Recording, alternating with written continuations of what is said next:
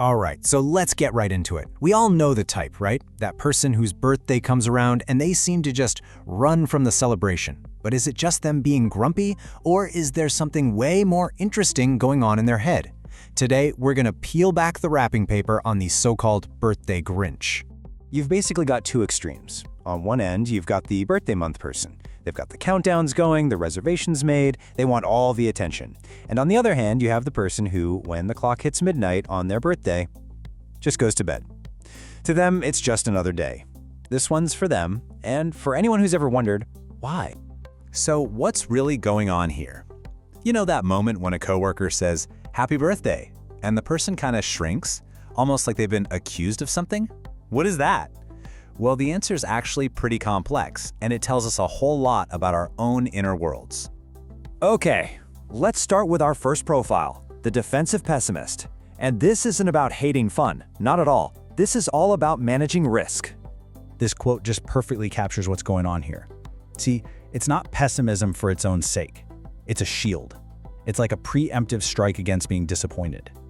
So for the defensive pessimist, skipping a big party is really a form of emotional self-preservation.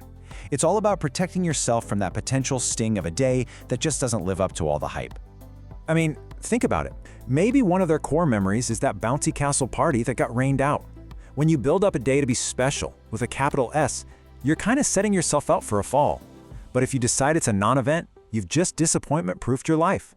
When you expect nothing, even getting a good cookie feels like a huge win. Now let's move on to our next profile. Because maybe disappointment isn't your fear, but the spotlight absolutely is. Let's meet the reluctant centerpiece.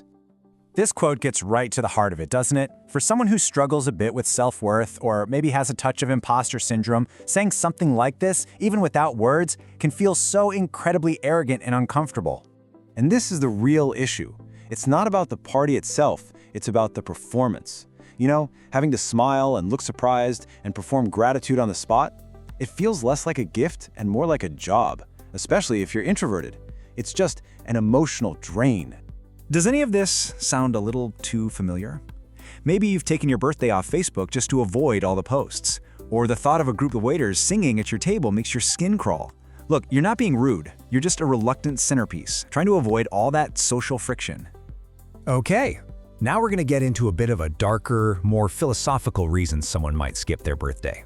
Let's talk about the existential auditor. Wow, that framing is so powerful. For this person, a celebration isn't about marking another year you've been alive. It's a giant flashing neon sign that points to the relentless passage of time. And here's the key idea: milestone anxiety. The birthday basically becomes this dreaded annual performance review for your entire life. You start asking, am I where I'm supposed to be? Have I accomplished enough? It's a brutal self-audit that a lot of people feel like they're failing. So this is the script playing in their head. The day becomes a trigger for comparing their real life to the one they imagined. So, what's the game plan? Just ignore the milestone. If you don't acknowledge the day, you don't have to face that ticking clock. It's a pretty functional way to keep that existential dread on mute for another year. But not everyone who avoids a birthday is driven by fear or anxiety. And that brings us to our final and maybe our most content profile, the authentic stoic. This quote just lays out a completely different mindset. It's not anxiety, it's perspective. It's a calm, rational indifference that really comes from a place of being genuinely secure. So, psychologically, this points to what's called a high internal locus of evaluation.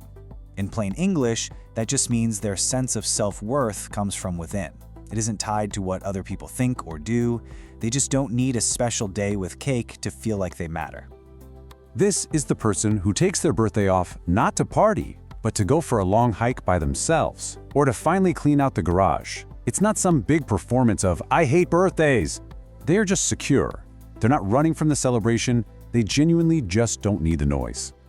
Okay, so we've just walked through 4 very different psychological profiles, and I'm guessing you might be starting to see yourself or maybe a friend or a family member in one of these. So let's do a really quick recap. So let's just break it down one more time. The defensive pessimist is all about the fear of disappointment, so their strategy is to lower expectations. The reluctant centerpiece wants to avoid that social friction, so they deflect attention. The existential auditor is freaked out by the clock, so they just ignore the milestone. And finally, the authentic stoic gets their validation from within, so they just treat it like any other day. You know, ultimately, the real takeaway here is just empathy. Whether you're trying to guard your peace, avoid anxiety, or you're just genuinely cool with a quiet Tuesday, your reason is your own. You really don't owe anybody a performance.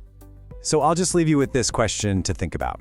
After hearing about these profiles, which one feels the most like you, or maybe someone you know? Sometimes just understanding the why can change everything.